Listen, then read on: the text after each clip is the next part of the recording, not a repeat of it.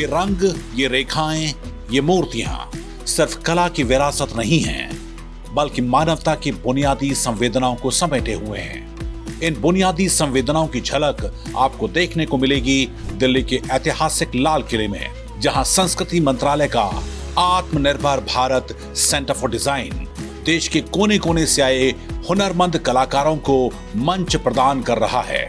संस्कृति मंत्रालय के इस काम को अंजाम दिया है IGNCA ने, जिसने लाल किले की बैरक नंबर L1 की काया ही पलट दी है। आज यहां पर देश के हर कोने से आए कारीगर अपनी उंगलियों का जादू बिखेर रहे हैं। इस बैरक का उद्घाटन देश के प्रधानमंत्री श्री नरेंद्र मोदी ने 8 दिसंबर 2023 को किया था।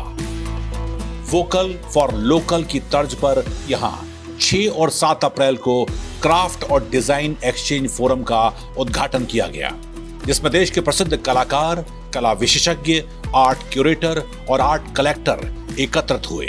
Converging with subsets of diverse skills, sharing innovative programming for the future. I don't believe we've been able to bring pedagogy and the museum world and a place for installation and creativity together and at the Red Fort. My heartiest congratulations. इस forum का उद्देश्य प्राथमिक रूप से युवा शक्तियों को पारंपरिक शिल्प और नवीन प्रथाओं के महत्व के प्रति संवेदनशील बनाना था। कार्यक्रम में मौजूद विशिष्ट अतिथि किरण नादर, म्यूजियम ऑफ आर्ट की संस्थापक किरण नादर ने कहा, It is great to have new initiatives in any form of art.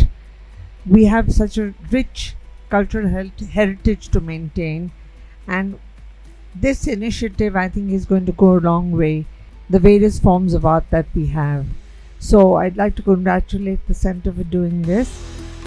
सत्र की अध्यक्षता IGNCA के सदस्य सचिव डॉक्टर सच्चिदानंद जोशी ने करी। The Atmanirbhar Bharat Center for Design, the concept emerged roughly 2.5 years back, where we all discussed and decided to sort of build a convergence between the craftsperson, the designers, and the people who deal with the market, to sort of bring out a combination where the craftspersons who are doing the traditional crafts since ages get an impetus and something innovative and new in their traditional craftsmanship, so that these things become more marketable, economically viable, but at the same times keeping their traditions alive. That was the challenge for us, to sort of bring out that convergence. इस 2 दिवसीय आयोजन के पहले दिन 2 panel चर्चाएं हुई। इसमें शिल्प के पुनरुद्धार में शिक्षा जगत की भूमिका और शिल्प के उत्थान में डिजाइन हाउसों की भूमिका पर चर्चा हुई। एक अनूठी चर्चा चाय नाश्ता भारत के पाक कला शिल्प विषय पर प्रोफेसर पुष्पेश पंत ने चाय और नाश्ते के पहलुओं पर प्रकाश डाला। Now this is being offered to you, the chaat, and the chaat is innovative. It is Kamal Kakdi from Kashmir, crisp and madru, and the regular chaat with anardana and dahi papdi, and you have it in a packaging which is perfectly biodegradable, promoting local crafts, और आपकी जो feel होती है, आप हाथ में पकड़ के देखिएगा, is like a पत्ते का दोना, but far more durable. You can have chutney, you can have a little gravy, and we are discussing whether this could be used to have some kind of a receptacle for a chai, and maybe difficult challenge, but here it is. सत्र में आई अतिथियों ने यहाँ पर देश के विभिन्न कारीगरों द्वारा बनाए गए शिल्प और कलाकृतियों का अवलोकन भी किया।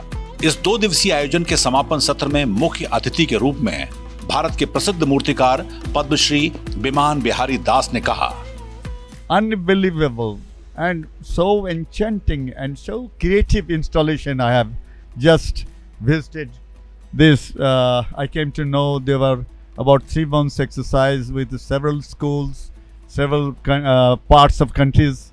Young people came and installed such a fantastic. I really felt so excited to see almost their creativity, and it seems to be a most enchanting exercise they did.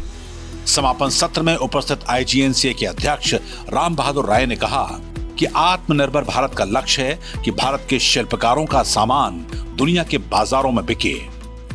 यहाँ एक प्रयोगशाला बनी है और वह आत्मनिर्भर भारत और उन्नत भारत, और जब प्रधानमंत्री के सपनों का भारत बनेगा तो उसकी ये प्रयोगशाला होगी।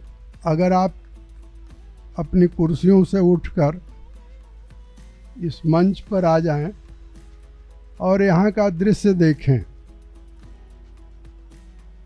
तो जैसा ये मनोरम दृश्य दिख रहा है, आप सोचिए आत्मनिर्भर भारत का दृश्य भी वैसा ही मनोरम होगा। लाल किले की एल्वन बैरक में आकर आपको लगेगा कि यहाँ पर मौजूद कलाकार कला के मायने ही नहीं सिखाते बल्कि जीवन की नई राहें भी दिखाते हैं। उनके हाथों से निकली हर कृति संघर्ष और सपनों की एक अमर गाथा है।